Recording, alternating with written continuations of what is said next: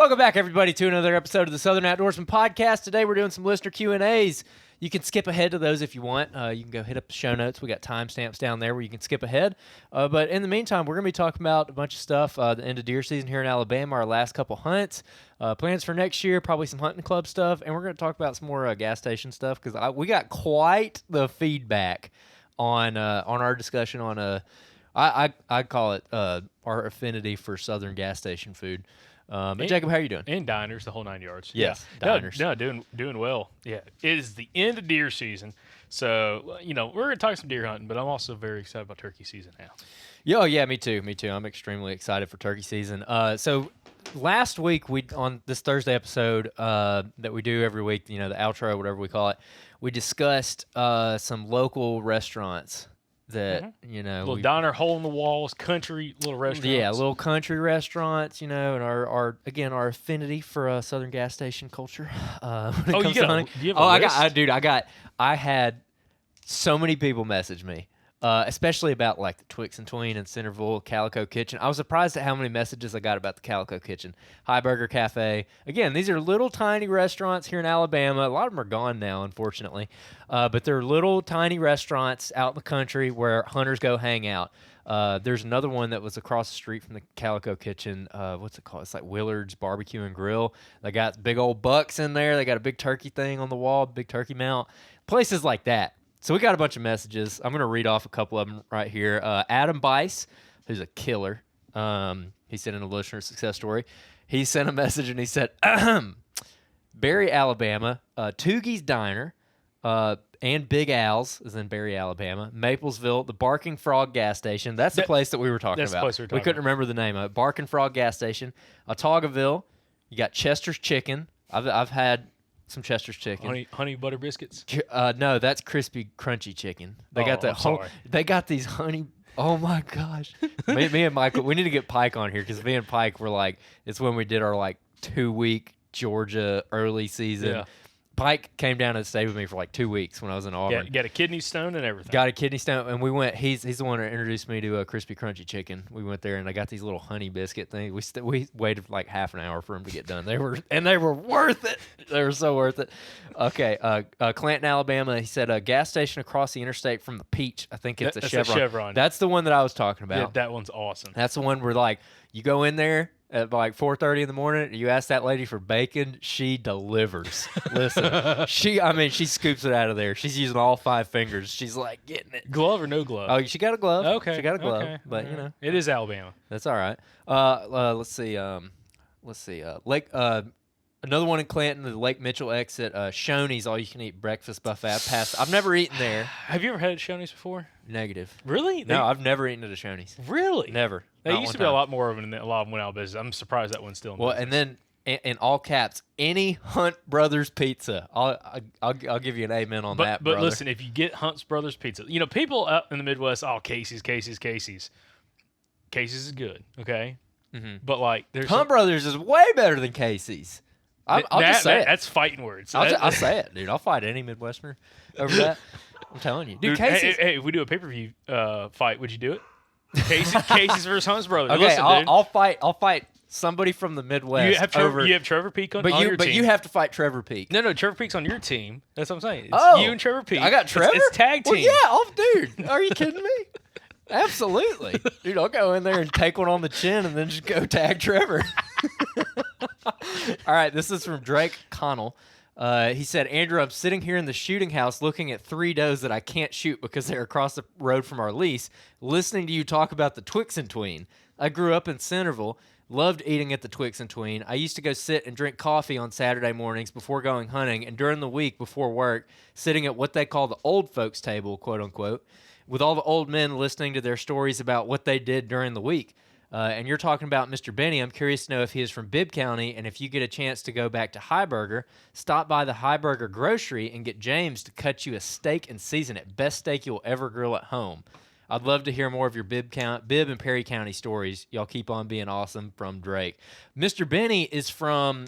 He grew up, if you're familiar with County Road 13 between Helena and Green Pond, Woodstock, he grew up right there. But he spent a ton of time... He grew up hunting Bibb and Perry counties, Dallas County, again, kind of like we were talking about.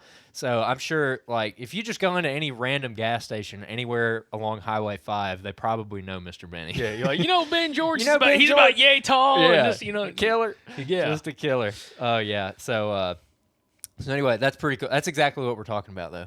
They got the old folks table. Go listen to all the old men talk about, like, what it was like hunting in, like, the 70s or whatever. All right, we got one more I'm going to read from Jeremy Sims. He said, writing in to tell you about our breakfast spot in Northwest Florida. It's called Brown's Groceries on 90 in Holt, Florida. It's 100% homemade breakfast, dinner, and supper. There's a line from when they open until 11 a.m. every day during season. It also sells live worms, other tackle, some hardware, and Hunt's Brother Pizza. And it's also in a gas station, the only gas station for miles. I want to go there. Dude, they say his live worms. Are you, like, adding them to, like, a breakfast burrito or something, or are you taking them fish? Hey, man, extra protein. Hey, that's my kind of place. You get you a biscuit and your freaking worms and everything. The only thing they're missing is if they had some live minnows. That and some hunting supplies. Yeah. You get your bag of deer corn while you're at it. get you that no estrus. Hit the woods, boys. We got a couple more in our Apple reviews that we're gonna read at the end. Oh, okay. Yeah. Oh, dude, I'm telling you, we got a huge amount of feedback. We got so many people commented on that YouTube video. Yeah. We had so many emails. I got a bunch of Facebook messages. A bunch of people I know texted me, and they were like, "Oh yeah, the Twix and Tween." Especially that's like I cannot believe I forgot about this one. The Sawmill Restaurant. Oh, Sawmill. That's the one I was thinking of. Oh God, I love that place. Listen, you and Nick went in there one time. Yeah. After a long day of hunting. And they lost money on us, son. Oh yeah, it's a buffet. And fried chicken. I promise you, they lost money on us. Guaranteed. Especially with me being there. Listen, I ate for 3, baby. Dude, I was like, I had 3 plates. I literally went and got 3. That was one of those times where you, like, immediately regret it, and you're not feeling too good afterwards. Oh no, yeah, it was bad because I think we went back out hunting, didn't we? Yeah. Awful choice. Awful choice. Oh, horrible. Yeah, horrible choice. Needed a couple hour nap after that. Yeah. But yeah, awesome. Speaking about that, there was someone wrote in to me talking about some restaurants, and I'm trying to think. Oh, well, they were just one guy wrote in. I think he was from South Carolina. I need to try to find the message, but he was talking about. He's like, it's funny when y'all were talking about, like, the gas station food, because he's like, you go to the Midwest, you can find, because I've been in, like, places like, like Iowa, Missouri, Illinois, stuff like that, and you have, like, little breakfast spots, but it's like, it's weird. There's, like, a line of, like, what's, like, normal at a breakfast spot. Like a lot of like these gas stations, you could walk in at 4:30 in the morning. They have all kinds of breakfast food. Yep. They get chicken Crispitos, bro, which I think I've talked about this before. Dude, I want to go around, and that's one of my favorite things for a gas station is chicken Crispito. Do you know what that is? Oh yeah. Okay, just double checking. I don't know if they had those at y'all school growing up, but dude, you could get, like, a chicken Crispito, a corn dog, like chicken tenders at 4:30 in the morning. Place down here does that. No, yeah. It's like, dude, yeah. That was like that one time we were in Hartselle, Alabama, and we went into like a random gas station, and I think it was like the Cattlemen's Association. Yeah. They were grilling, and, like, you walk into the gas station, like 10 a.m. It was like real kind of smoky in there, and I saw they had some food, and I was kind of hungry, and I see they have something just pile. I mean, literally a pile like this big, and I'm like, what is that? And I walk over there. Yeah. I'm thinking it's like something, and I walk up. Yeah, you thought it was something. I was like, I don't know, I didn't know what I thought it was, and then I walk up to it, and I'm like looking at it, and I'm like, ma'am, are those ribeye steaks? And she's like, yeah, baby, those are ribeyes, and I was like, how much are they? She's like $9, and I almost cried, dude. I was so excited. like whatever's on this card, take it. Yeah, we both had 1 or 2 apiece, whatever. Oh yeah, because we were doing a podcast. It was like 10:30 in the morning. That's when we interviewed Alan Summerford. Yeah. Oh gosh, yeah, that was good. That'll get me to move to Hartselle. They do that all the time. Freaking $9 ribeye, and it was like a good ribeye. Yeah, actually, it was a great ribeye. Yeah, great. I'm not talking. It's not like no 2-inch thick. Giant. But for, like, the price point, it, like, blew you away. Because I was thinking, great fat content. Yeah, like, I thought it was gonna be super tough, like, kind of like, no, dude, it was like tender. I would be very, like, if I went to a new restaurant and I could get that for dude every time. Oh, 100%. Every time. 100%. I'd order 2 of them. I'd eat 2 of them for real. Man, all right. So we're gonna talk a little bit more when we read the reviews because we got some feedback on that. But it is the end of deer season here in Alabama. It ended this past weekend, so I guess we'll give a little update on that, and then we'll get to the Q&As. we ended deer season at the hunting club this year. We were just trying to get out there and maybe kill some does, maybe kill a 10-point. Who knows? Did we mention the 10-point showed back up? I don't know if we mentioned it on here. It was getting to be so. This is interesting. We're going to talk about this probably on a future episode. We're going to get Sam and Blake and everyone on. But when I joined the club, everybody I asked like 4 different people when the rut was, and I should have really known better because I got 4 different answers. But we landed on it's around New Year's, early January, right? Mm-hmm.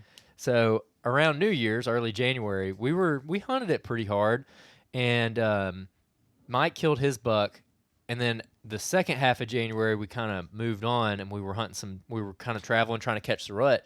So what I now know after I went and just pulled all my trail cameras is at least for the bigger mature bucks, they're daylighting from like January 15th on. Yeah. I did get some daylight photos, videos of the 10-point and the big 8-point that got killed. So there's another really nice 8-point out there.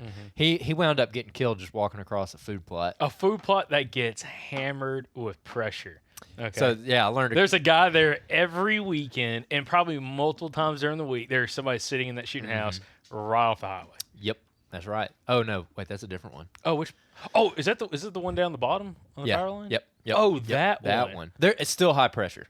Still gets pressured quite a bit. For a while, I was thinking it was the other one. No, someone else killed a buck Kim's on spot. that one. No, it wasn't oh, Kim's someone shot a spot. buck in there. Yeah, but it was like a 7-point. It was a young deer. It was actually a deer I like really hoped did not get shot. He got smoked, son.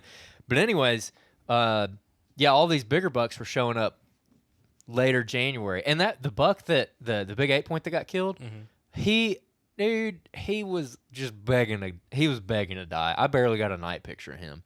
Like in the spots that we cleared this summer and we prepped this summer, I killed my 6-point in one of them, and Mike killed his deer in another one of them. And those spots we ran cameras on, and both of those, the 2 biggest bucks on the property, the big 8 and the 10-point, you could have killed them multiple times in January in either one of those spots. The thing that we did wrong is we hunted it a little early. So I don't know about I haven't like seen any like crazy like chasing or anything out there yet. But what this told me is on January 30th, the 10-point showed up. I had a cell camera out there. He showed up on a scrape at like 4 p.m. We were sitting here at the house. You were recording some ad reads in here, and I heard you yell in the other room. He's like, he's back, because we hadn't got a picture of him in a long time. Yep. He just showed up. The next morning, a guy in the club kills that big 8-point walking across the food plot.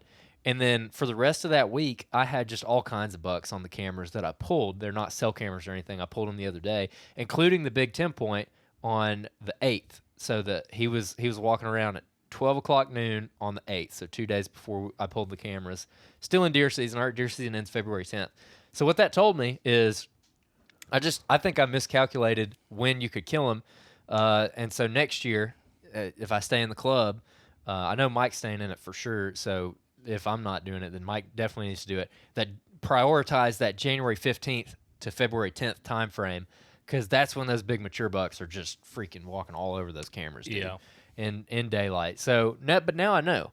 And I was telling Sam about that earlier because, Sam and Blakely, they were hunting a lot of food plots last year, and they didn't have much luck. And I was like, y'all just got to get off the food plots, and y'all got to start climbing trees.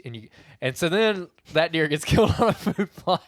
And so I had to take Sam. I was like, listen, bro, I know what I said, but here's how I framed it to Sam. And some people might find this helpful. Let's just take the beginning of gun season until now. There's usually like 5 or 6 guys out, especially getting into January. Every Saturday and Sunday, there's usually several guys on the property. They pretty much always sit a food plot. So I was telling Sam, I'm like, okay, that deer got killed on February 1st, I think it was. From November 19th or whenever it was that gun season opened, that mid-November time frame, until now, you've had roughly 4 to 6 people hunting a food plot 2 days a week, every week. How many man days is that? A lot. I was like, it took that many man days for someone to kill a mature buck on a food plot. Daniel Williams is drooling about this conversation. Okay, so explain what a man day is real quick. I want to do some math. So a man day, and we just talked about this, I think, on an episode a couple weeks ago, or last week. So a man day if one guy, if it was just you, no buddies, just you hunting, a piece of public land, lease, whatever, that's 1 man day. If it's you and 3 of your buddies hunting, say your hunting club on a Saturday, that'd be 3 man days, 3 different separate observations from one area for that day. If you had 100 people hunting a piece of public land and on a Saturday, that'd be 100 man days. So man days is like kind of that something that we think about specifically when you look at like harvest rates for like from like specific pieces of public. No matter like where you're at, like a lot of times the state will either publish some of that data, or if you go to like the check station for like a specific wildlife management area in the southeast, a lot of times if it's a check-in hunt where they have to bring the deer and get it certified by a biologist, they take different data points from those deer. They will write down somewhere. Sometimes it's a whiteboard, sometimes it's in a notepad, but a lot of times you ask the biologist of roughly how many people they thought were out there, especially if it's like an open permit, they know exactly how many people were out there, or how many people, supposedly they're guesstimating were hunting a property and how many deer were getting killed. And you can kind of see, like from a harvest record standpoint, what are the best days to go hunt, specific pieces of public land based off when deer are getting, like more of your bucks are getting killed. Yeah. But like with the hunting club, it's fascinating, and this is going to go into a future conversation. We're going to have a podcast guest that like some of these areas you could hunt to death, and then all of a sudden it turns around, and then there's a short window of time of when those bucks are actually there. Yes. And that's when you can kill them. 100%. So that's what I was talking to Sam about. So give or take, with all the people who hunt our club and how many times the food plot's getting hunted between, well, I mean, we could include bow season, especially if you include bow season, but from gun season to the point that deer got killed, give or take 100 man days or so. Probably, just guesstimating. If you include bow season, more than that, probably more like 120 or something. Yeah. 120 man days to kill that buck on that field. Okay, now you take that and contrast it with where we hunted the 10-point in bow season, and when Mike missed the 10-point in bow season. So backstory on that, it was in this one area of the club that we thought he was hanging out. I went in there and spot checked it one day. You could count that as a man day. Yeah. I went in and spot checked it, found the buck sign coming out of the bedding area, and I figured that's where the bucks were hanging out, and there were some white oaks right there. We go in there with Mike, and the first time he misses it with his bow. So he sees the 10-point. So 2 man days versus 100. Yeah. Okay, so that's what I was getting to with Sam. I'm like, obviously it's not always going to work out where you just go find the sign and then bam, there's the buck. But it just illustrates where you have 4 to 6 guys who are hunting the crap out of food plots. And most years they don't kill a buck like that on a food plot. This year they did. Yeah.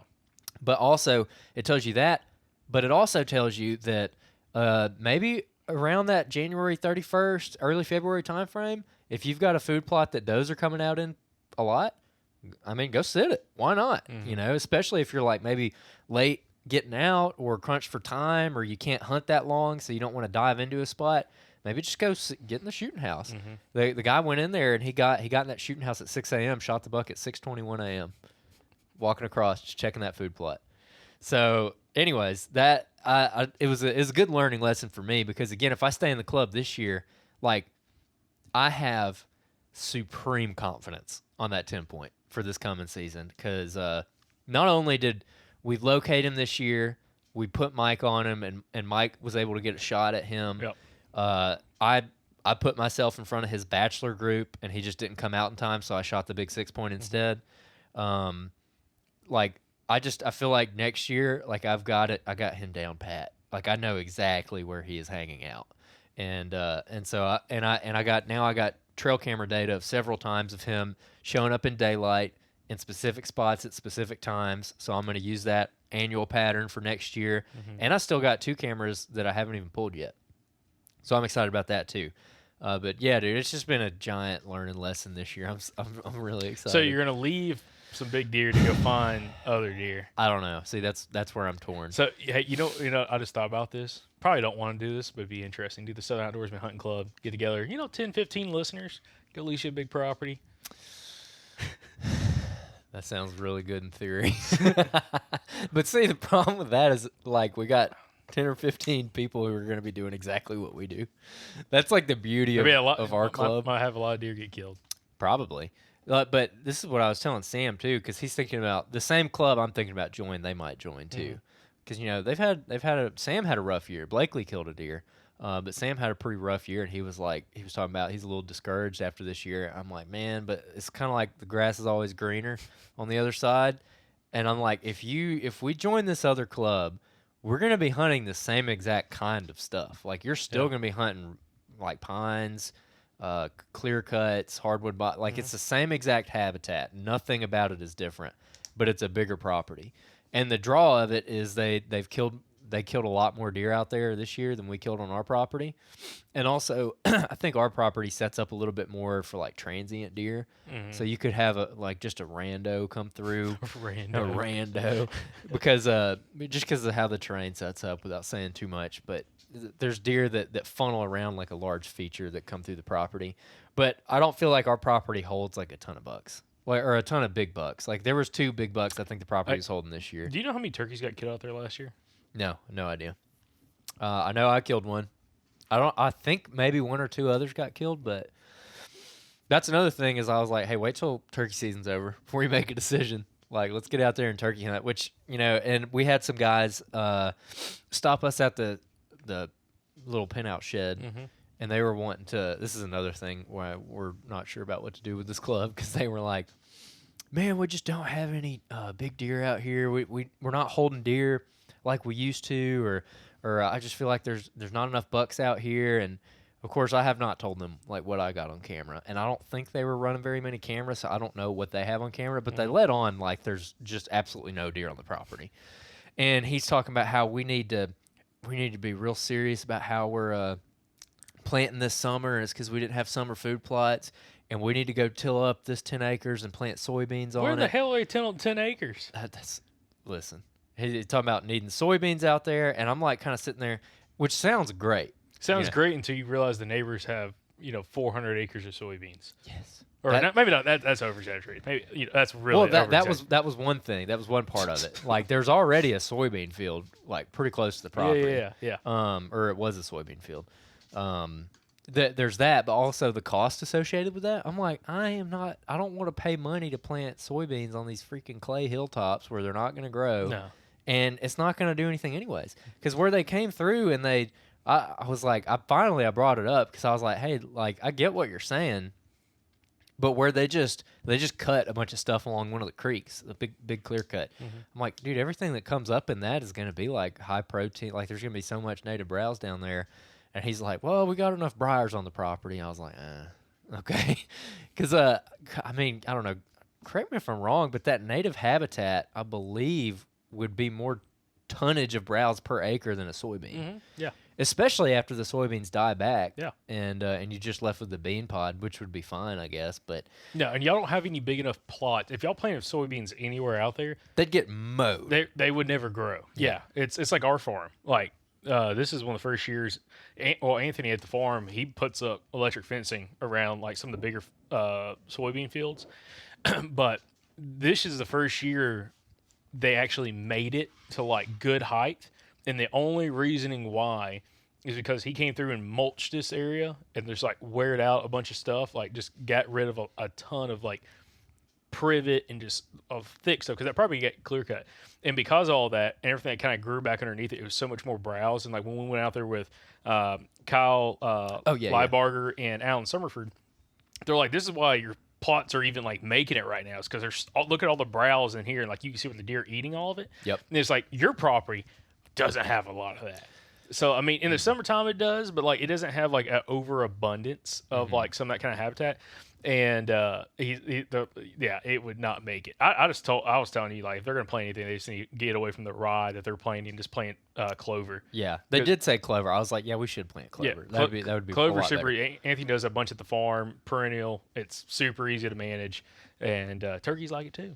Yeah, definitely. And yeah, I remember now because Alan and Kyle gave us the example of, because that's what Anthony did. He planted soybeans, but there was all this native like grassland basically stuff right next to the bean field, and we're sitting there looking at the two of them, and they were like, okay, imagine this, take like a 5-gallon bucket and go fill it full of like green leaf, like stuff that deer would be eating. He's like, one person does it in the soybean field, one person does it over here in the native habitat, and like just within an arm's reach there's so much more in that native habitat than there is in a bean field. You know, at least until the bean field gets like super high and really really thick, which it's not going to. Yeah, and Anthony, we had.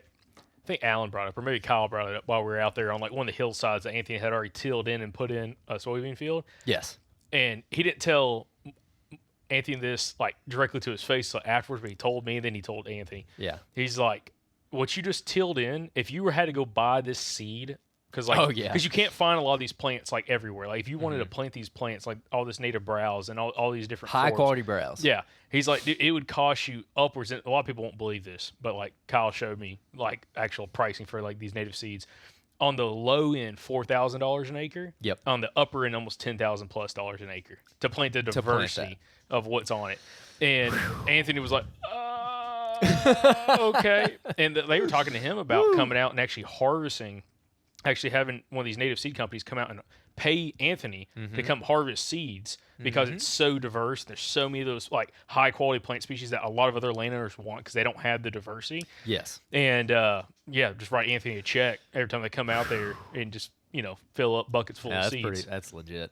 Yeah, that's the point I was trying to make to those guys because again, like I see where they're coming from because like I used to think like that too before I got to know guys who do this stuff professionally, like Kyle, who are really good at it, or the Land and Legacy guys. And so I understand where their mind is, but my thing is like, man, I'm just not going to throw money at that because it's not going to work. Yeah, you know. And then they were talking about they wanted us to talking to me and Sam and Mike and Blakely.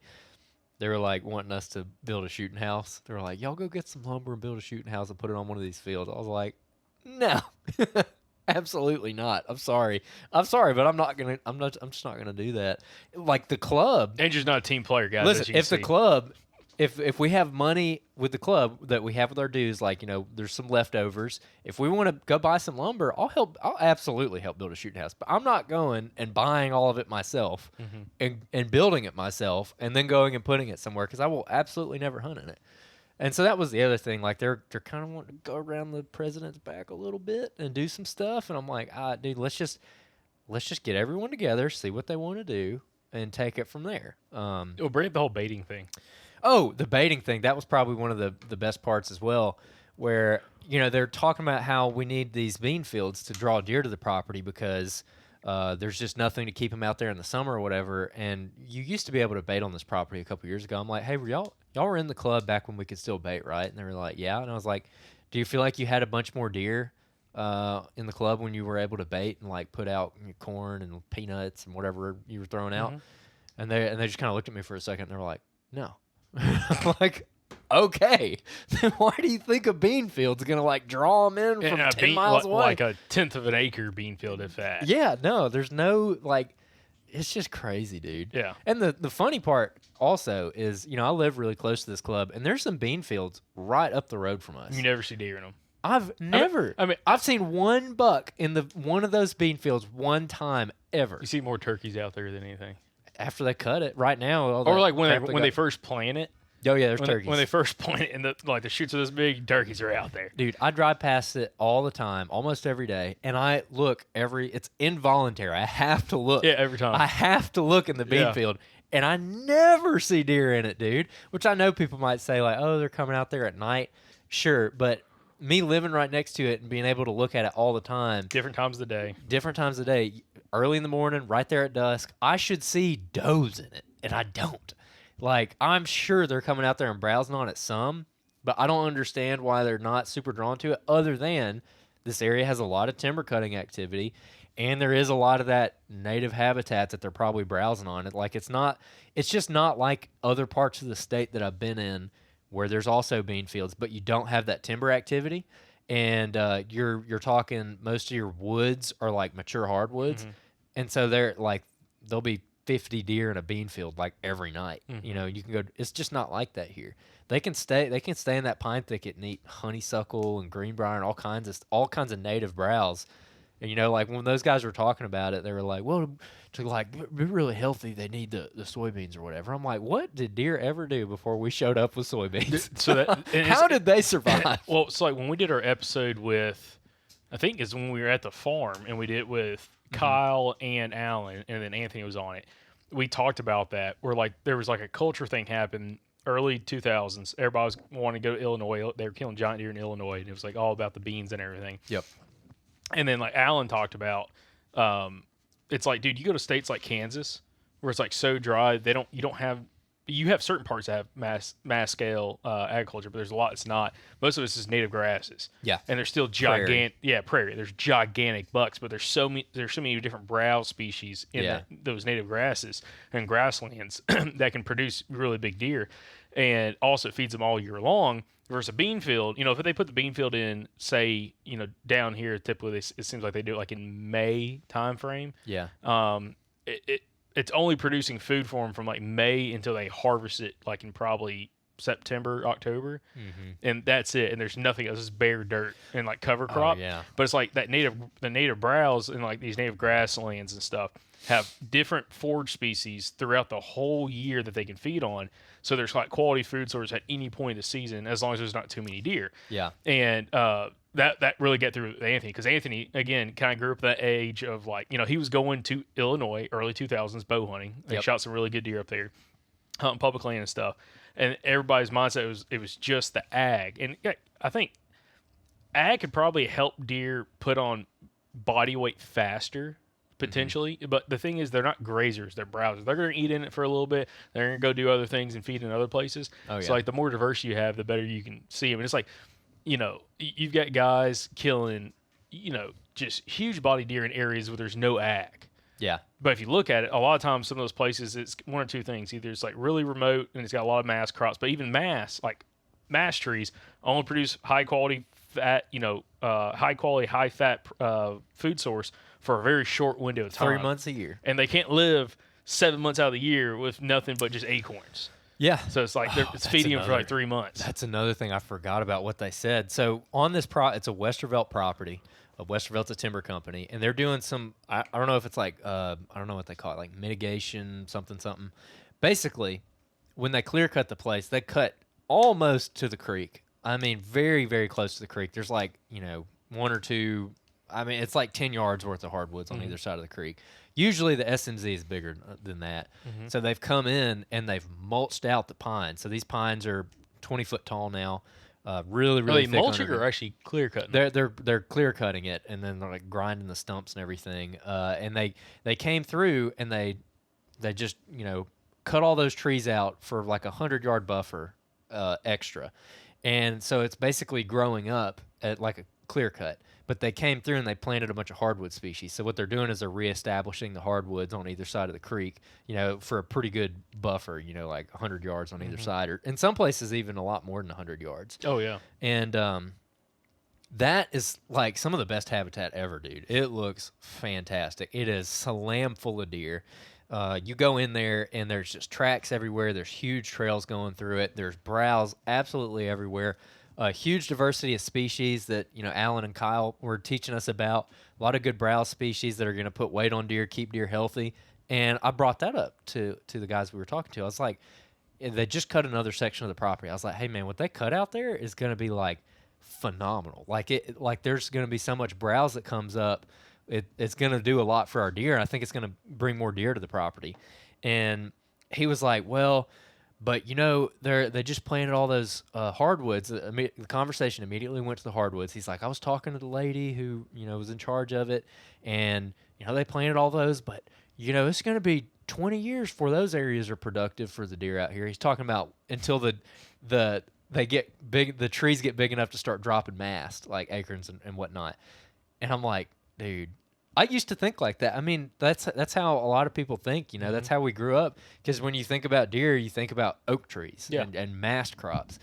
But it's ironic because he's like totally missing the point that native habitat, all that early successional growth, the grasses, the browse that's coming up right there is way better for him than a big white oak tree. Yeah. So he's totally missing all this benefit that we're getting right now. And he's like, well, it's going to be 20 years before that's I wonder if they're doing that on that other club. They are. Oh, they are? Yeah. That's what I'm saying.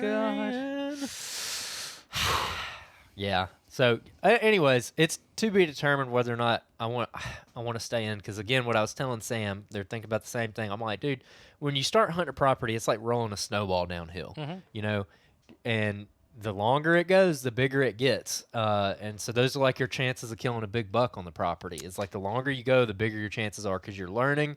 Now we know we have a year of history with the biggest buck on the property, and we got him in daylight on a bunch of places. So we know where he hangs out. We know where he beds. All these other deer that are up and comers, who are 3.5 or 2.5 this year, who are really good bucks, who are going to be even better next year, we got to beat on all of them. We know how everyone in the property hunts. We got 2 years of history with all the other hunters in the club. We know who the other hunters in the club are. We know where the like drama points are and how to avoid them and whatnot.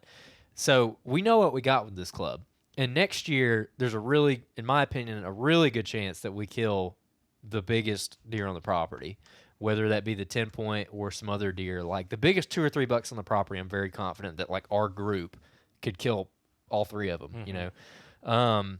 Whereas if we join this other club, we don't have any history with any of the property. We got to completely relearn everything. We got to start from scratch. We have no history with deer. We have no history with the people out there, so we don't know if there's like some more drama in that club or what we might be walking into.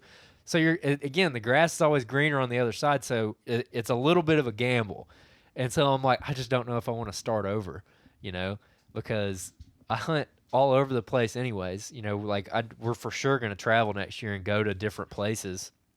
So do I really need like a whole bunch? Like say there's 5 bucks that I want to shoot on the other club, but there's only 2 on my club. Do I really need those 5 bucks? Am I going to go? I can only get 3 in Alabama if I don't go do bonus buck days. So I think I might have, I don't know. It kind of sounds like I'm going to stay, but I don't know what I want to do. What do you think? What's your opinion? I mean, if you were me, what would you do? I mean, to be honest, you didn't even like hunt it a whole bunch this year. I mean, you did. I guess you did more this year than you did last year. I hunted it. I hunted a good bit, but like, I don't think you just hop over across the road and get on another property and you're instantly in like higher quality deer. Yeah. Just because they have more acreage. Like I just don't think that's like necessarily the case. And they do have this more property, but they have a lot more hunters. And from what Cody said, there's a lot better hunters in that club than in your club. So it's like, you know, that means, you know, if y'all stay in your club, there's really no other competition unless some guy just gets lucky, you know, killing one just like that other guy killed an 8-point, you know, walk across the food plot. If that happens, cool. But if you got 5 or 6 or 8 other guys in this other club who are actually like getting after it, then it's like, to me, that's different. Yeah, to me, you're kind of going. I think the advantage of hunting in a hunting club, if you're like going from public into a hunting club and you haven't been in a hunting club in a while, it's like you almost kind of want to get in one of those clubs where everybody's just really, I guess the best way to put it's kind of basic. Like just go sit food plots, sit power lines, sit stuff like that, and you can kind of get away from people a lot easier. But if you go into a club like that, it's to me you're almost paying for something that's like resembles a lot more public land-esque. As in, like, you're probably going to find cameras in places you haven't found cameras before, like on your club. Probably going to find tree stands and guys using climbers instead of sitting on food plots. So it's like, I don't know. Yeah, I mean. Well, and also the guys, so we really only hunt 2 parts of the property pretty hard. Yeah, there's a whole section you don't ever go to. Yeah. Unless we're turkey hunting. And the 2 guys that we were talking to about the food plots and everything, coincidentally, those are the only other people who hunt the parts of the property that we hunt. And when we were talking about all that, one of them was saying like, man, like if we don't do something talking about the bean fields and, you know, extra work days and everything, he's like, we don't do something, I don't know if I'm going to join up next year. And I was like, well, that helps my decision. Like, you know, I like the guy because I ended up running into him a little bit more and learning more about him, and he's a good hunter. Like he's a very legitimate hunter. Like I kind of underestimated him at the beginning of the season because first of all he was all over my freaking trail cameras, but second of all, like just talking to him, like he knows what he's talking about. So, but if he gets out, then that part of the property, then we'll have it all to ourselves. So then I'm like, okay. Anyways, yeah.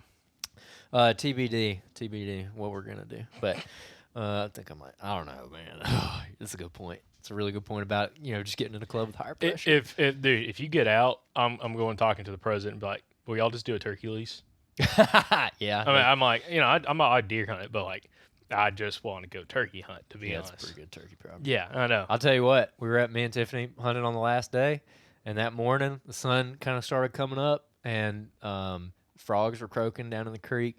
Birds started chirping right there at daylight. I kind of like perked up a little bit, and I'm like, Listen, I'm listening hard. get tuned up. Yeah. Get the satellite dishes I going. was a little surprised I didn't hear a gobble. Not gonna lie. Yeah. But anyways, let's get this Q&As. Okay, awesome. Yeah, so appreciate everybody writing all the Q&As. Again, there's a link down in the show notes and show description down below. You can go click the link and then submit your questions to be answered on these Thursday outro/breakdown episodes. All right, this is David Golan from Alabama. Who is Alan and Kyle? I knew we were going to talk Oh, about that's hilarious.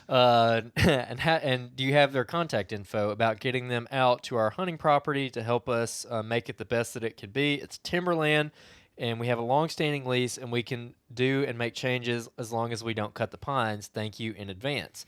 Yeah, so you can find Alan Summerford and Kyle Liebarger on social media, first off. If you're on Facebook, just look up Alan Summerford, or you can look up Kyle Liebarger. Also, you can go to the Native Habitat Project on social media and reach out to them directly through there. That is where you can get contact information both for Kyle and Alan, both through the Native Habitat Project. And I don't know what their website is. I guess it's nativehabitatproject.com. Yeah, I believe so. I'm trying to remember when exactly we had them on last, when they were at Anthony's place. You can just search their name. Oh, I know, but they've been on a bunch of podcasts. But also, I believe Alan works with Land and Legacy. They're another group that does habitat consults, and Alan would be a great guy to have out. Both of them would be, but like Alan, he's kind of specializes. He lives here, and he kills a bunch of really big, nice bucks here in Alabama, and so he's going to be able to help you with your. Okay, here we go. Big buck habitat with Kyle Lieberger. That was episode 478. So I'd recommend going and listening to that one. And then episode 476, Chasing Southern Giants with Alan Summerford. That's another really, really good one to go listen to. And in those episodes, we go over their contact info in a little bit more detail. I think I might give out their email address or something. Mm-hmm. So go check those out. And you can hit them up, where Jacob said, find them on social media, Native Habitat Project. Pretty easy to find. Get them out. Get some advice. If you do that, I'd be curious for you to write in and tell me how it goes. Yeah, they came out to Anthony's farm, the family farm, this past summer, and it was awesome. I mean, first off, they were blown away with the property from like just a habitat standpoint, mm-hmm. and like what Anthony had done. And that was before we had actually burned the property. And Anthony's actually, we're trying to figure out, he wants to do a dormant season fire on a different section. Coming up here in the next couple weeks. He needs to tell me when he's doing that because I want to come and film it with my drone. Well, we're trying to figure it out. Okay. So I was talking to him about it. Keep me posted. Yep. Keep me posted. All right. Next up, Lane Dillard from Alabama. Howdy from the worst deer hunting area in the nation, Geneva County, Alabama. Coming in hot. I'm 29 years old and I've been hunting since I was old enough to fetch doves and carry a Ford. I think he meant to say 410. He said 420. I started deer hunting when I was around 6 or 7. We lost the only lease we ever had when I was 13, and after that we ran dogs until I was 17, and then the price of the club got too high. In that time, I'd seen a total of 12.5 deer. I didn't kill my first deer until I was 25. Since then, I've only killed 3. This year has been the best I've ever had with 3 encounters with 5 deer, but haven't been able to seal the deal. One of the areas I hunt, to my knowledge, a deer has never been killed on the property in the 100 years it's been in the family, and the other has had 3 harvested in 113 years. So needless to say, the area is difficult to hunt. That's it. Real quick before I keep going, what's your take on that? Killed legally on the property? Yeah, I'd love to know how those records are being kept. But that's interesting. Because the thing is, I've heard good things about Geneva County. I have too. I've seen some big deer come out of that county. One of them I'm beginning to put things together on, but the other one is about to drive me crazy. I have a very, very nice buck that years of squirrel hunting and camera experience has it to where I know where his whole life happens, but I can't seem to connect with him. The terrain is fairly severe, and the creek that runs through has canyon walls that are 12 to 20 foot deep in most places. even though the creek is 6 foot across and about a foot deep in the deepest spot, I know where the only crossing on the property is. I know multiple places where the creek bank and pasture or a gully bottleneck the woods to less than 15 yards. There are trails that can be seen from Google Maps in these areas, and I can't get on the deer. I have pictures of and patterns of using them, and he hadn't had any luck doing that. He uses the same daybed in a down tree covered in greenbrier religiously. It lays in the perfect thermal spot where if I want to set up in the saddle, he smells me, and if I want to approach from the other side, he hears me. I'm about to pull my hair out over this deer. Would y'all possibly have any idea of what I can do differently? I grew up hunting a greenfield or over dogs, so this hunting sign, this is way out of my wheelhouse. Okay, so that there's a lot there. The canyon wall thing is really interesting. So especially when you get below the fall line, at least in Alabama, the fall line is where it changes from like more rocky stuff to more sandy. Basically, you get below the fall line, like you get the black belt, that fertile soil that we've been talking about, and it's a much different kind of habitat.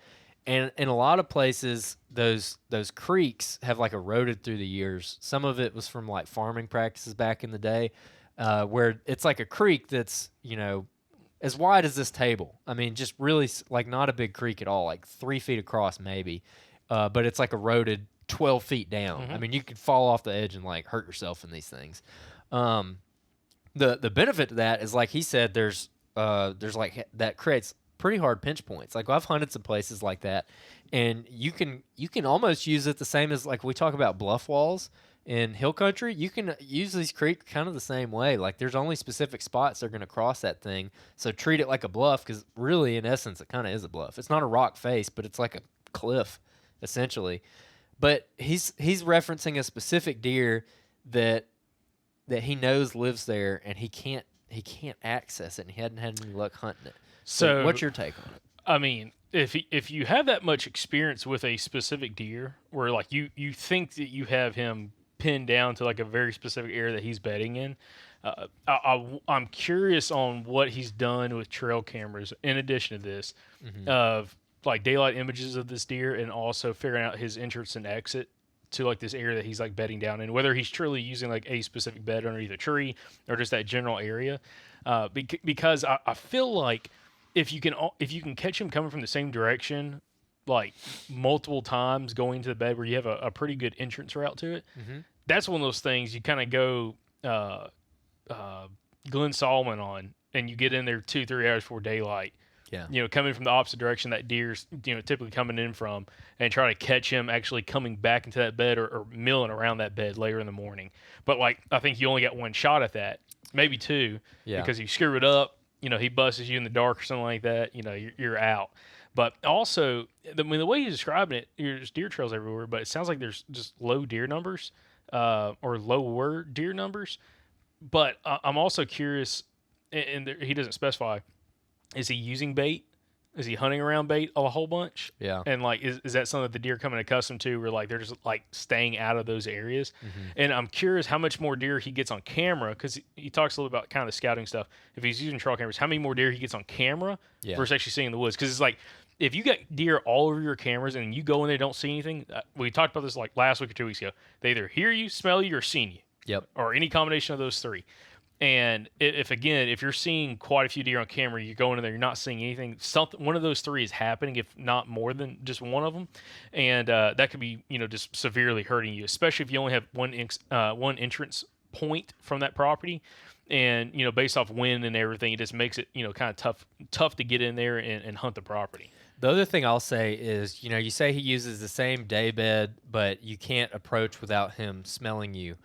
I don't have enough here to like know exactly how you're thinking, but the way that you phrase that kind of makes me think that like this is a bed where you're saying like he uses it with this wind, like he's in this bed like for this wind or whatever, because with the wind direction varying, there should be a wind that you can hunt that area and not have it blow to him.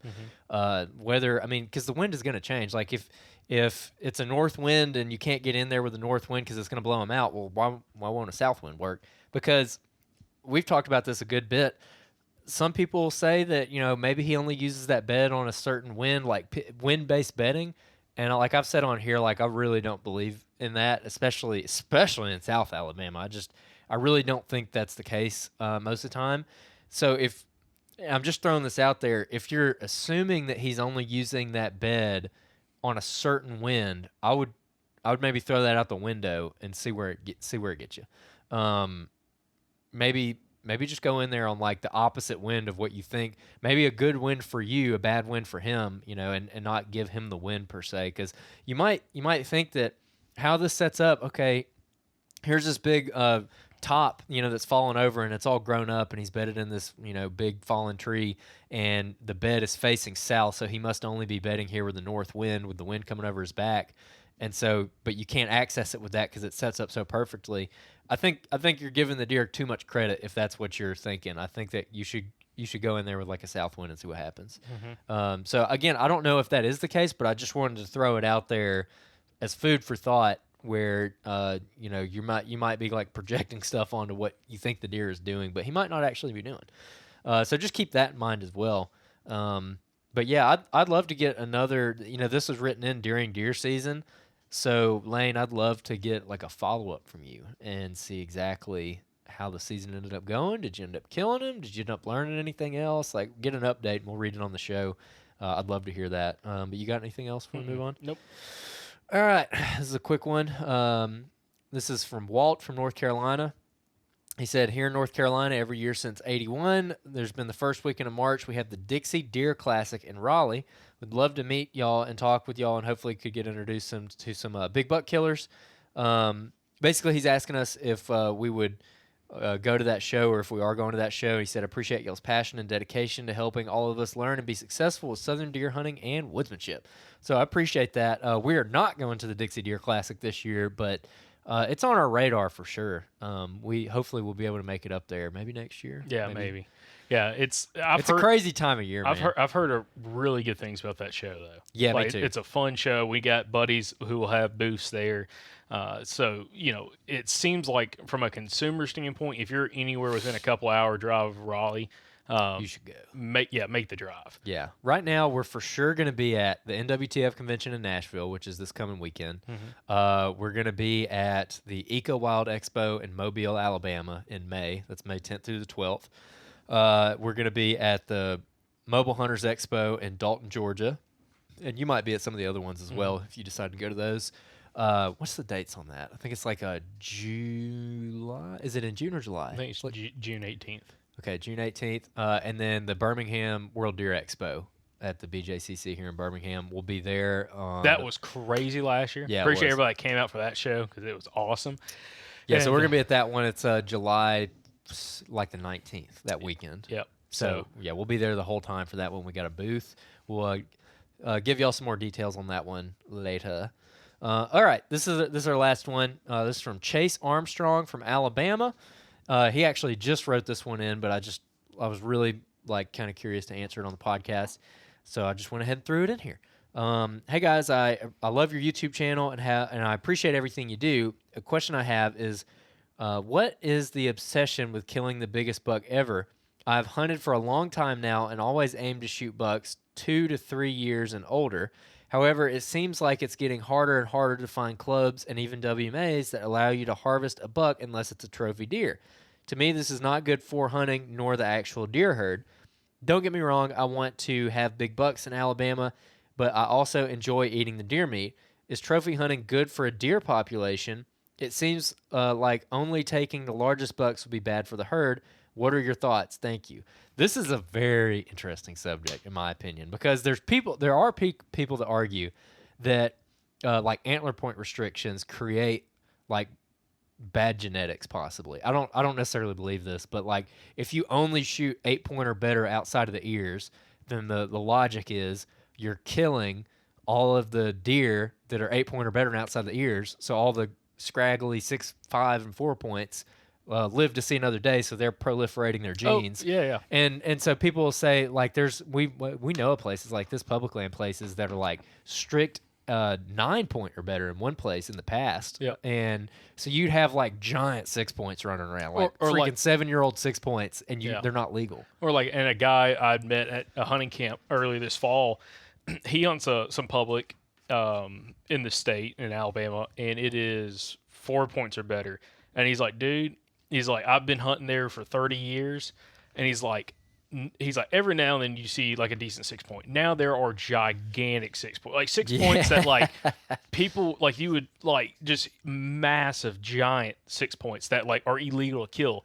And they're very, very strict there on antler point restrictions. Even if you killed it and it was mature, you're gonna get fined for it, and or get in trouble for it, which I don't think is necessarily right. But he's like, now there's a lot of those kind of deer around there. So I think that is really interesting, especially when you start seeing properties. A lot of times, at least in Alabama, I know there may be. I mean, I know other states do it a little bit differently, but in Alabama, it's typically like 3 points are better on one side, 4 points are better on one side, something like that.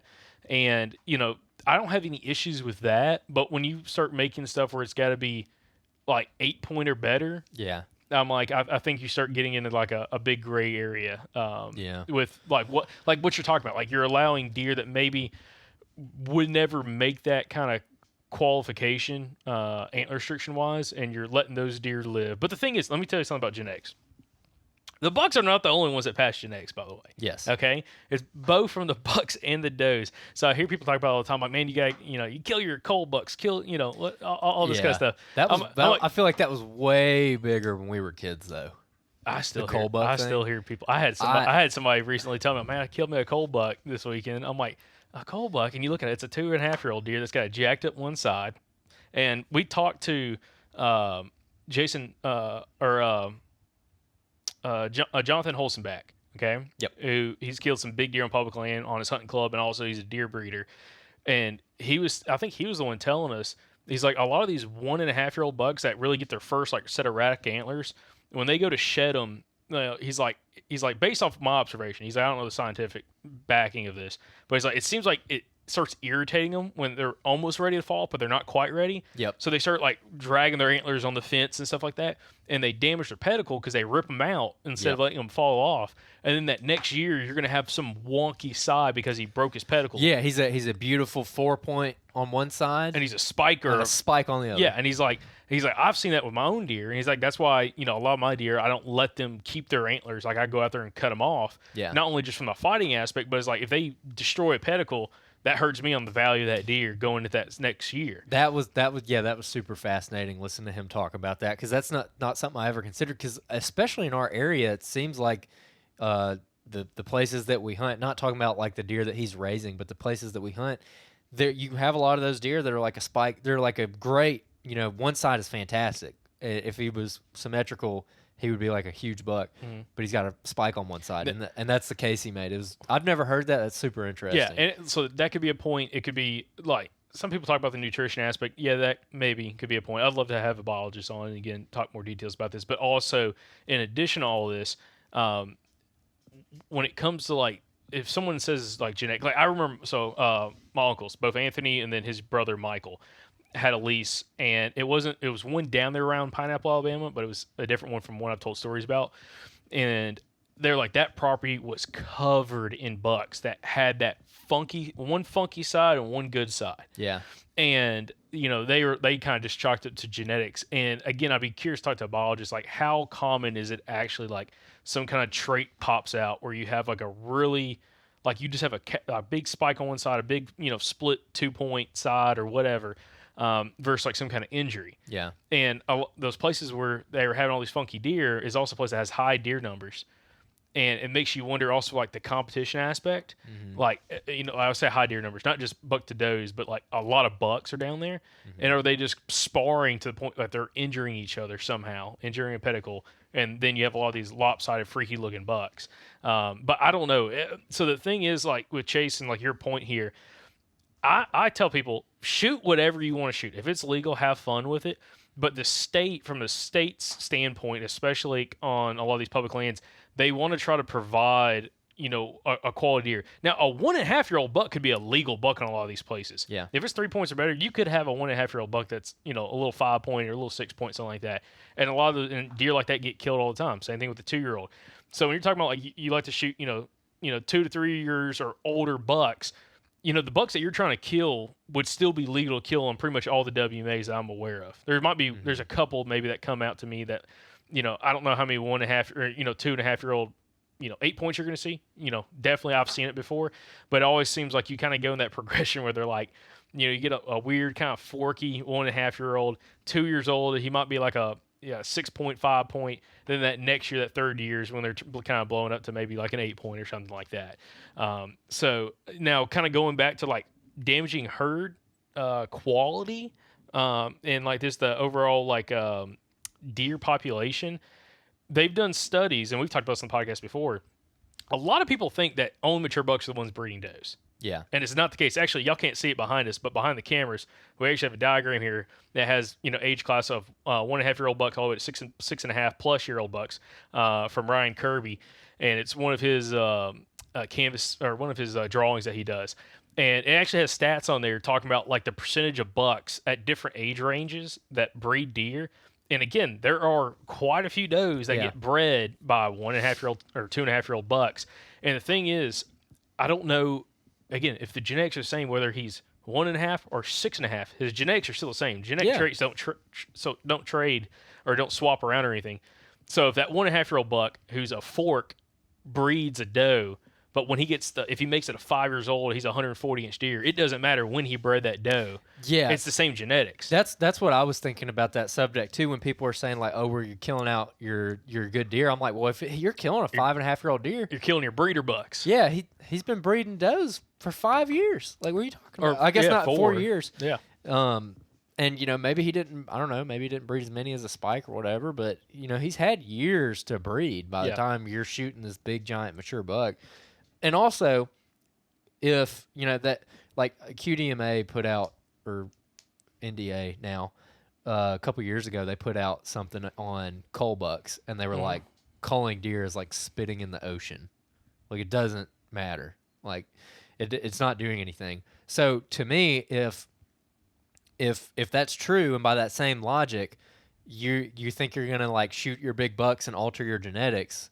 Well, if that is the case, then the cull buck thing isn't bullcrap. Then, so I don't think shooting a cull buck does anything. Like, I don't think it matters. So by that same token, that would also mean that shooting an older buck is not going to negatively affect your genetics, just as shooting a young scraggly buck isn't going to affect your genetics. Well, okay, and it's okay. Yeah, I agree. And the thing is, I don't know. I think there's like a pre-assumed thought process that the bucks are the ones that give their offsprings the characteristics of their antlers. Yeah. And again, like we said, it's 50-50, okay? It comes from the does. So, but you see, and where I'm going to get with this is some of the most if you looked at like deer farmers and stuff, like guys that raise deer for preserves or whatever. This is a good point. Some of the most expensive deer might be a doe who's produced some unbelievable offsprings because she has the right genetic traits to throw 300-inch deer or whatever the heck they're trying to breed for. So, the doe genetics and the health is as important as the buck's health and, genetics as well when it comes to, making, if you're trying to get bigger bucks and offspring, you got to have healthy does that have the right genetics. Now, also, there was a study, and I can't remember how we came upon this study, but we talked about it before. It might have been last year, but where I can't remember. I think it was Mississippi State did a study where they took deer out of the delta of Mississippi, which is super fertile soil. It's where all the ag is where guys kill 170-inch deer every year, giant deer. They took, I think it was does or I can't remember. Anyways, they took deer from there and they took deer from poor quality soil. Okay, brought them into pens, kept them separated, but they all get the same food and everything, and they let them breed. In the very first year of offsprings, they were like what you expect. Like the delta deer were bigger than the less quality soil region. But I think it took, was it 4 or 5 generations? I think it was 3 generations. Okay, so 3 generations later with the same quality food source, everything's low stress, the whole 9 yards, again, quality food source. they closer resembled each other. Those Yeah. offspring from that third generation. Yeah, they caught up. They caught up, like again, like the poor quality soil deer caught up with the higher quality soil deer where they come from. And what the study was kind of talking about is like the health of the doe. And Alan Summerford brought this up, I think, in one of the episodes that we did, the one where Kyle was on there and Anthony down at the farm. Yeah. Where it's like if you can have super healthy does, low stress in the does, and when we say low stress, like stress not necessarily from hunting, but food, like social stress, like not too many deer where they're like really fighting over food and all that kind of stuff.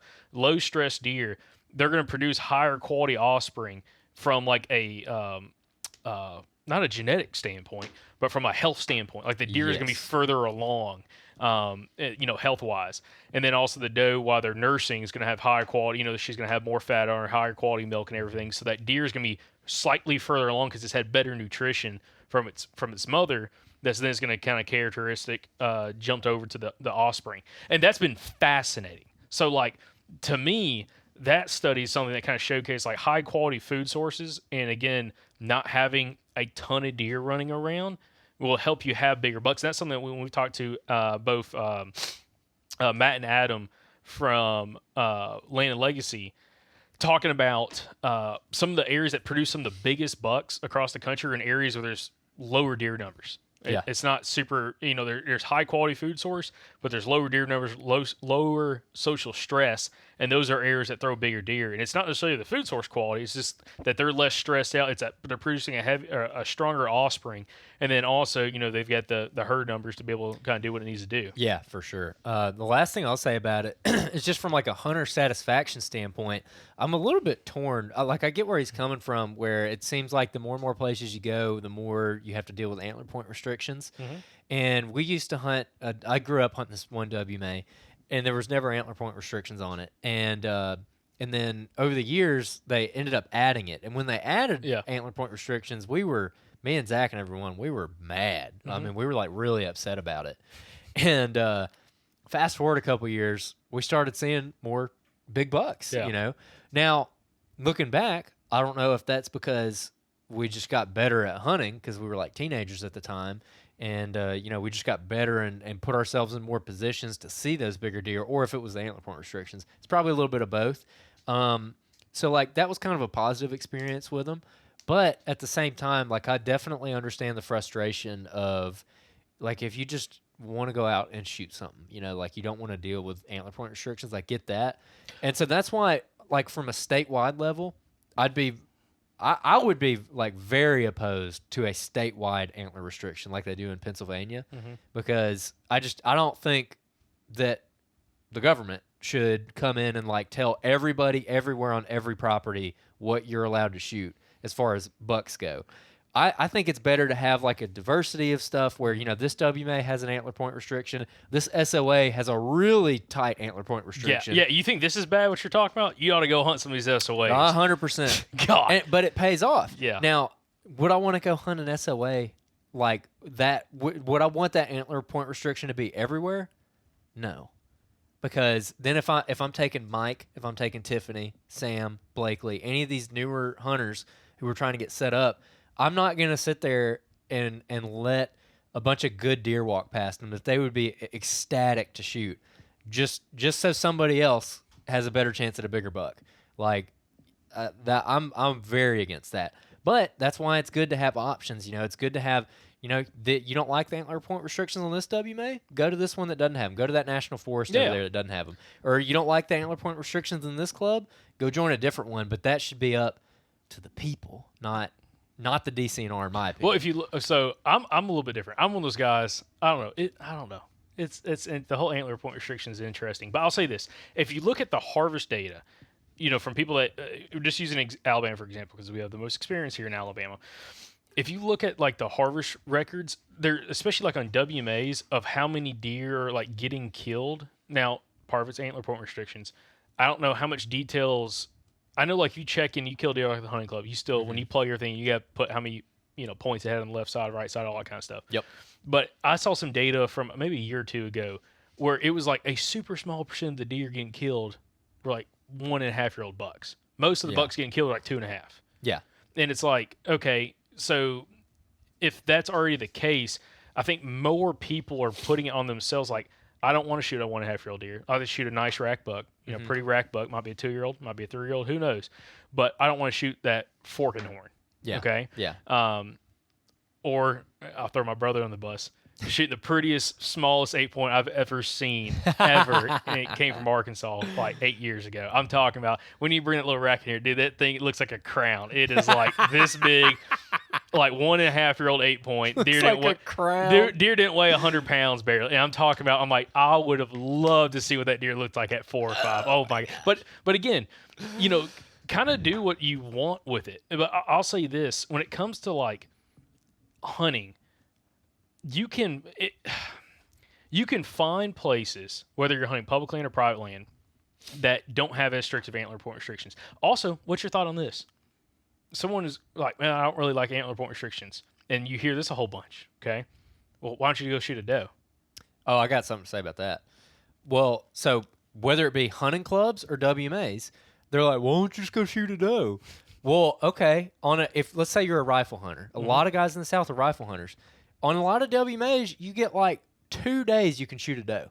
I'm thinking of one specifically. Yeah. But a lot of the places you go, you have very limited doe days. It's like, okay, yeah, maybe there's like 8 gun hunts throughout the year, and 2 of them you can shoot does. Yeah. So 2 of them are hunter's choice, either sex. So like, don't give me that, because now you're saying that people can't shoot does the vast majority of the gun hunts, and they can't shoot a freaking fork horn or a spike if they don't want to. Like, look, I get it. I get the antler point thing, but it's like, okay, if you're thinking of the guy who is like, he only gets to go hunt when his kids are out of school on Thanksgiving break and they get to go out, well, now all of a sudden you've restricted it so much that the chances that he's going to see like a nice buck are so low that what's even the fun in going out? Like, I know a lot of guys who get discouraged like that. Like, we focus so much on wanting to shoot big bucks, and that's like what this show is mostly about, is talking to people who are good at killing big bucks. But like, sometimes you just don't want to go and go through all that and try to kill like a 5.5-year-old dude. Sometimes you just want to go shoot one for the freezer, and there's nothing wrong with that, especially in a place like Alabama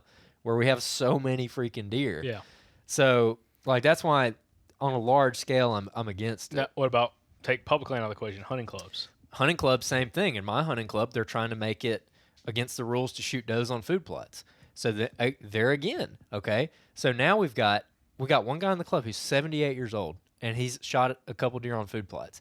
And there's people in the club who are mad about it. I'm like, y'all get off him. He's 78. Like, my God, you're going to tell this guy he can't go shoot a doe on a food plot? He showed up to the workday in his late 70s. He paid his dues, showed up to the workday, and you're going to get mad at him for hammering a doe on a food plot? Yeah.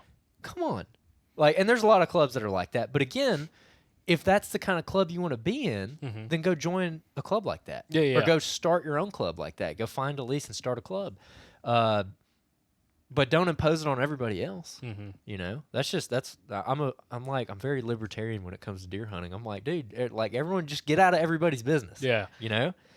So that's something, especially as we're getting into this time of the year, after turkey season is when a lot of these hunting, if you're looking to join a hunting club, that's when you're going to be searchings. After hunting season, starting getting to May and June, kind of like trying to find a club to get into.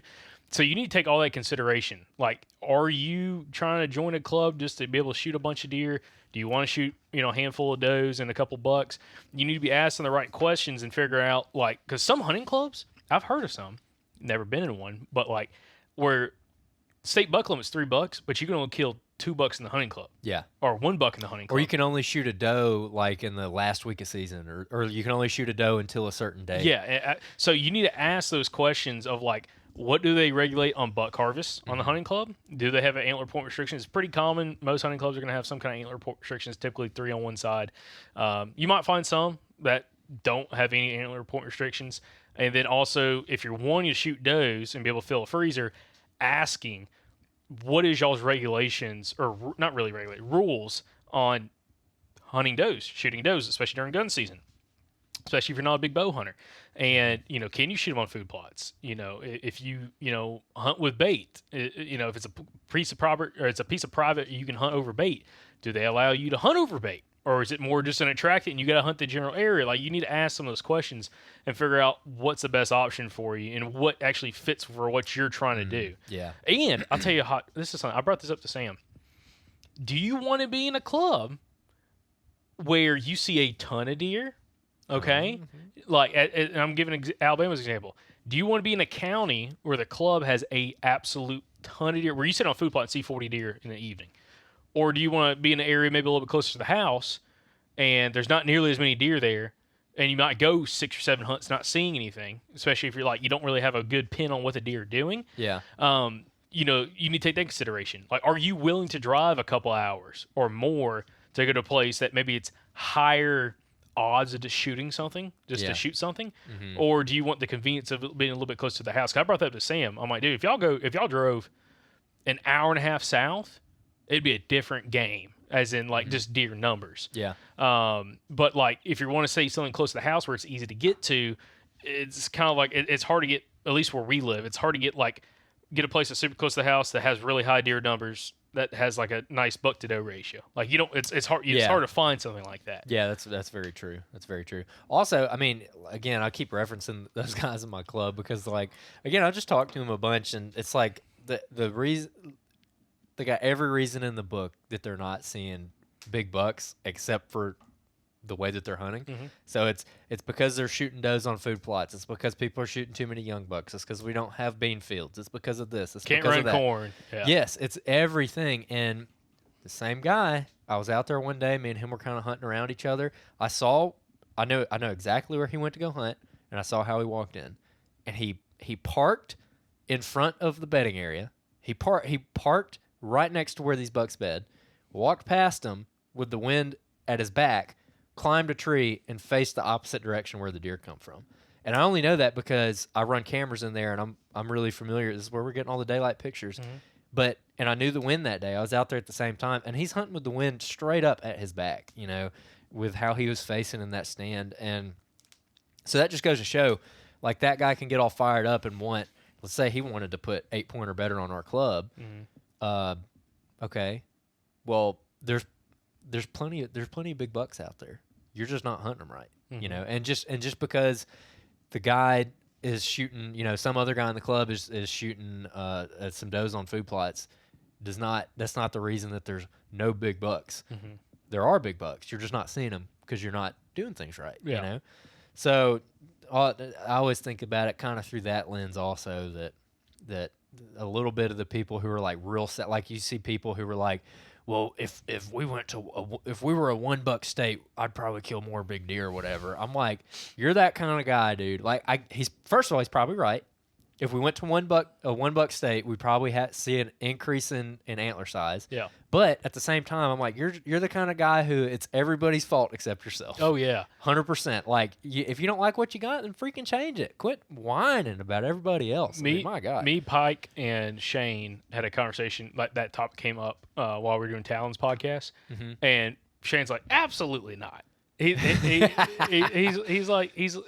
pretty much say what you're doing. What you said is like, if you're struggling to find big deer, like I kind of go back to Richard Fott. If you're trying to kill a 140-inch deer in a county that like there's only been one ever documented being killed, you're probably not going to kill a 140-inch deer in a place like that. 100%. Okay, if you want to kill a deer like that, you ought to look at the map and figure out where are more of those quality deer coming out of public and private, and then go find a hunting club there, or find a lease, or find some public there. And that's what he told Clifton Denny, and that's what Clifton did. Clifton's like, I want to shoot Pope and Young bucks. Well, Clifton said he was living in a county in Arkansas. Wasn't many Pope and Young bucks ever getting killed. Never even seen one. Yep. He drove a couple hours in different direction, and there you have it. Kills two. Yeah, exactly. That's such a good point. So it's like, okay, I live in a terrible county in Alabama to kill 140-inch deer. So rather than drive an hour and a half to a better place, I'm going to advocate for a statewide law change to make it easier for me where I live and completely alter how the entire state hunts deer. Well, the problem, and also they might not have the soil quality and the nutrition 100%.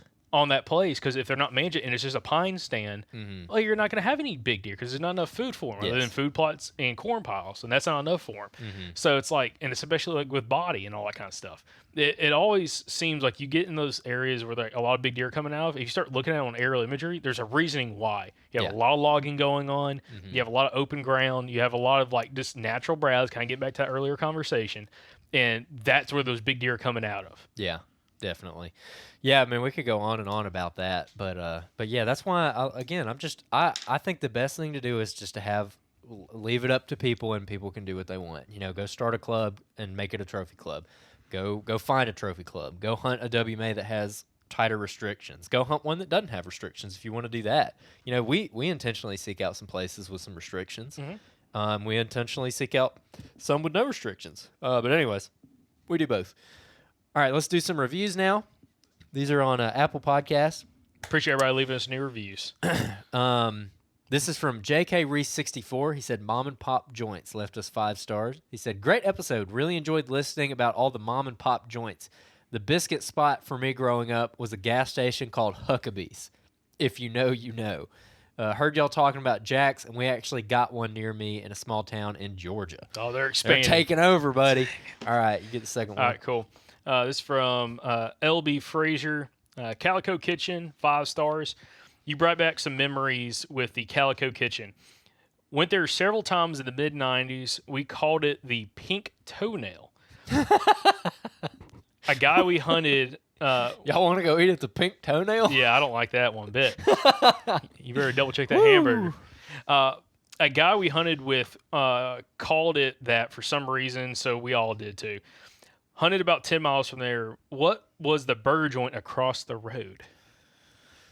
Calico Kitchen. I don't know. I think it might be that place I mentioned earlier. Well, I said it earlier in the podcast. You just have to rewind because I can't remember it now. But it's What town is that in? I don't. Maybe Brent, Alabama. It's on Highway 5. Okay, yeah. Which goes like way down through there. Gotcha. I think it's in Brent. Anyways, I don't actually know exactly where it is because when I was going there, I was in the back seat of Mr. Benny's truck. He was in the car seat. All buckled up and snug tight. I was probably like 15 or 16 years old, and we'd been in the car for like 3 hours before daylight, and I had no idea where on earth I was. Like, just do you remember? That's a whole segment. No recollection. Period. Do you remember? So, like, growing up, this is a whole segment we got to talk about. Growing up, it was like I go hunting with my uncles or whatever. We get in the truck and it's dark, and it's just like you don't know where you're going. Like we're going down to the hunting club. We're going, where, and it's like you're just driving in pitch black, and you pass these towns, and you don't know where you're at. No, and finally, you zero spatial awareness. Zero, and then you pull up at a gate. You're like, "This is where we're hunting," and then you're walking in the dark. And then when you hunt all day, you come back out, it's dark, and you drive back home. I'm like, I don't know where I was at. Dude, I remember when that dawned on me one day. I'm like, wow, I've been like all over the place. Just I don't know what cardinal direction home is. Like, I don't even know at all. And for us, we'd get in the car at like, 2:45, 3 a.m. to like go rabbit hunt down in like Dallas County or somewhere. And it would be coast to coast AM, baby. Listening about Bigfoot and aliens. Yes, yeah. dude. Okay. Great segue. Ghost, paranormal. Dude, I'm telling you, okay? It's with old George Norrie. Dude, it was like old school. No, not old school. It was like the original Sean Ryan show. Yeah. We got a comment about the Sean Ryan show. But no, so dude, one of my other uncles, I was hunting with him and had my cousin in the truck, and he had a single cab F-150. Okay. Uh-huh. I always got to ride, middle seat, which we all know what that seat's called, okay? And I was never... Comment below what that seat's called. Yeah, I was never a small kid, okay? Uh-huh. And my uncle was a big old boy, so it was like big old boy, slightly smaller, bigger old boy, and then my skinny freaking lanky cousin. And anyways, dude, we would drive up to like somewhere in west Alabama to go hunt like this big lease hunting club thing that he had, he knew some guys from work, and they'd let us come up and hunt. And it was like we had to leave at 2 a.m. to get there, okay? Oh, yeah. And it was nothing but coast to coast. Talk about chupacabras. Yes! Like, I remember there's a certain stretch of the highway. I remember us coming down this hill, and they were talking about chupacabras. And for the next 45 minutes, we talked about nothing but chupacabras the whole time. That's chupacabra. And I was like, oh, my God, dude. But yes. The problem was when they started talking about Sasquatch and old Bigfoot, I was like, we got to turn this off. I was like 11 years old. You're on your way to the woods. You're like, I don't want to go get in the tree stand. Or, dude, because you're like 11, 12 years old, and like you're hunting by yourself. At least I was hunting by myself at that point. and then like you're sitting in the stand, and as it's getting dark, you're going back thinking about coast to coast. Like, oh god, 100%. oh god, 100%, dude. It was like you're sitting there in the pitch black dark, and you're like waiting for the sound of the 4-wheeler to come get you, and you think you hear it in the distance. You're like, I'm saved. and then it wasn't. It was like a truck on the highway. You're like, oh god, oh my gosh. And you hear something like walking around in the woods. You're like, yeah. Oh, dude, I'm telling you, man. Oh, childhood dinner. Dude, we need to do a segment on that. That's a fun subject. We could go down that rabbit hole. Coast to coast, but coast to coast I am. Good times. But yeah, so anyway. All right, let's wrap it up. All right, appreciate everybody listening. Appreciate y'all watching. Appreciate everybody that's also been again buying Southern Outdoors and merchandise, all the different hats and everything. Again, hopefully we're going to see you guys. Really, it'd be next week if I got my dates right at the Weaver Meat event. On Saturday the 24th. Yep. So Saturday the 24th, it's going to be a great time. Weaver Meet, second annual Hunters Meetup event in Hartsville, Alabama.